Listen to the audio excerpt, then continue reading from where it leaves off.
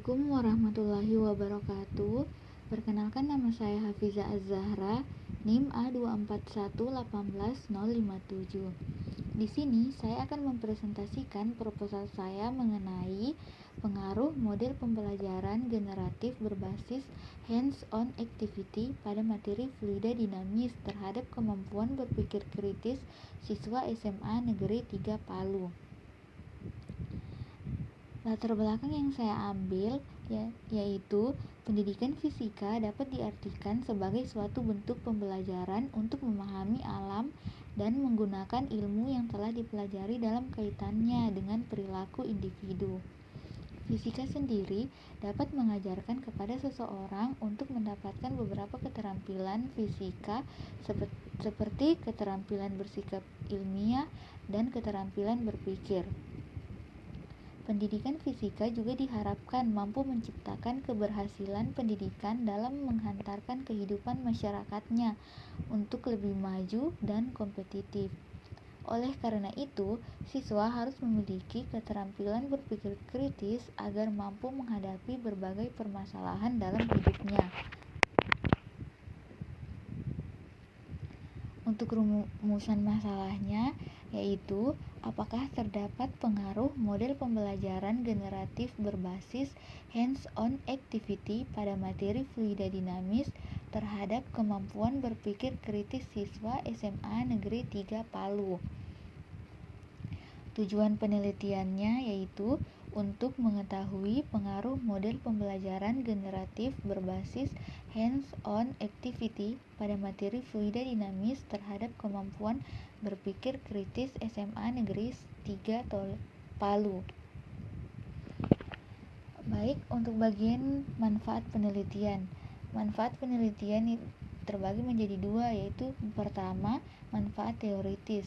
Manfaat teoritis di sini diharapkan dapat memperkaya khazanah kepustakaan pendidikan, khususnya mengenai pengaruh model pembelajaran generatif berbasis hands-on activity terhadap kemampuan berpikir kritis fisika siswa.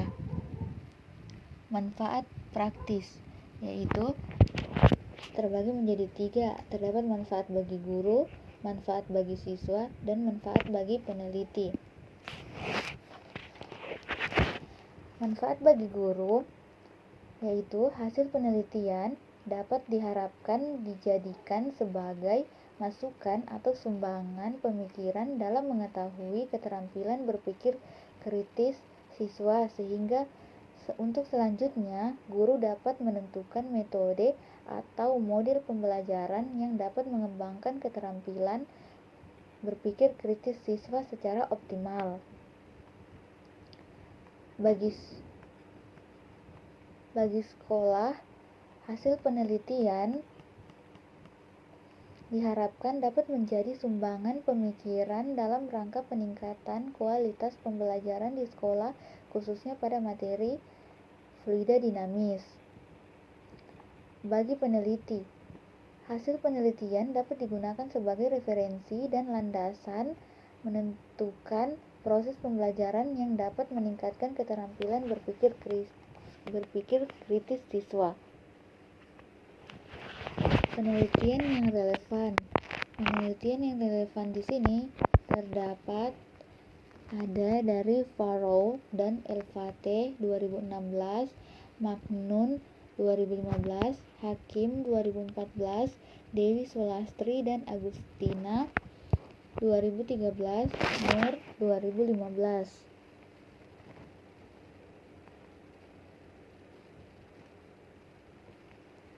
Kerangka pemikiran.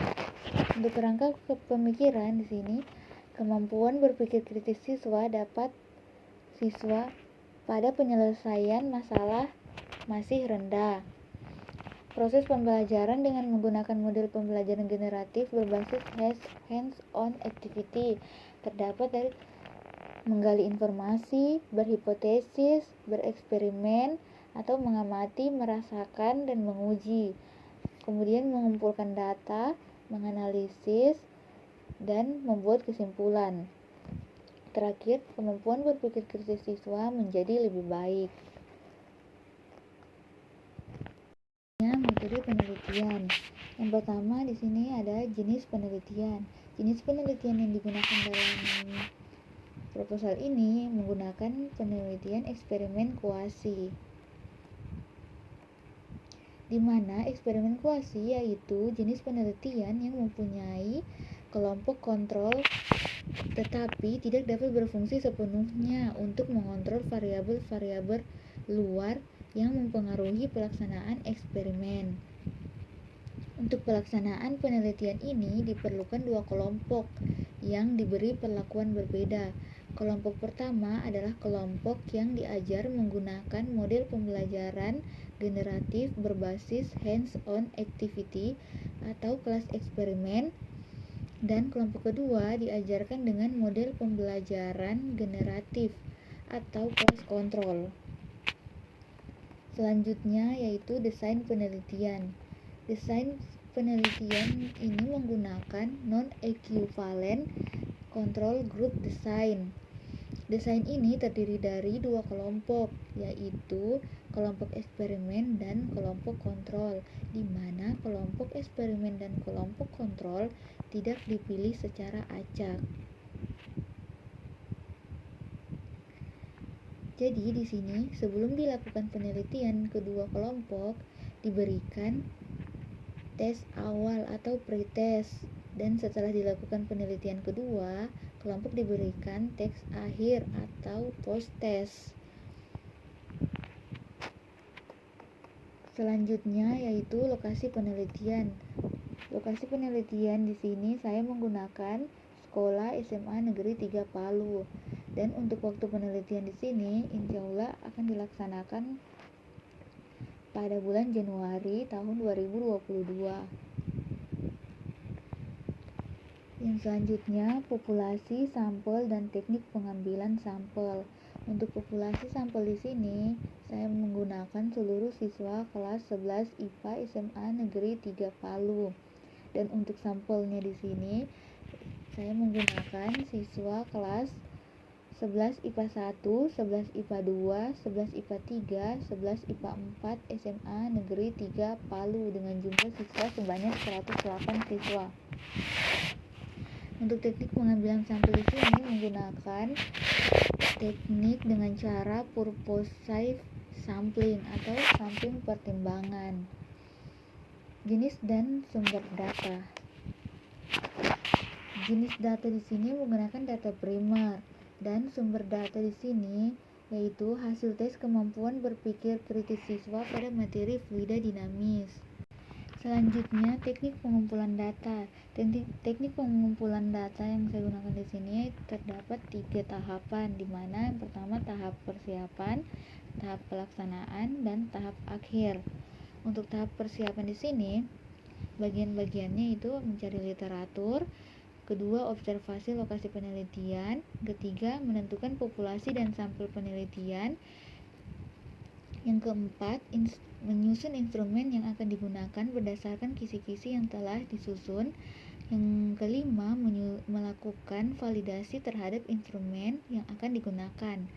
Untuk tahapan kedua atau tahap pelaksanaan pada penelitian ini yaitu memberikan tes keterampilan berpikir kritis kepada sampel penelitian. Untuk tahap akhir di sini penelitian ini meliputi kegiatan pengolahan serta analisis data dan penyajian data dalam bentuk laporan penelitian. Dan selanjutnya instrumen penelitian. Instrumen utama adalah peneliti. Selain itu, instrumen lain yang digunakan berupa tes untuk mengukur kemampuan berpikir kritis siswa terhadap materi fluida dinamis. Tes tersebut berbentuk uraian atau esai. Selanjutnya, teknik analisa data. Terdapat 2. Yang pertama, validasi tes keterampilan berpikir kritis. Untuk validasi tes keterampilan berpikir kritis ini terbagi menjadi 2, yang mana validasi ahli dan yang kedua validasi empirik. Untuk teknik analisis data hasil penelitian berupa yang pertama memeriksa hasil penyelesaian masalah siswa pada materi fluida dinamis. Yang kedua, menghitung nilai siswa untuk setiap indikator keterampilan berpikir kritis. Yang ketiga, mengelompokkan siswa berdasarkan kategori keterampilan berpikir kritis. Yang keempat, penyajian data. Dan yang kelima, penarikan kesimpulan. Baik, sekian.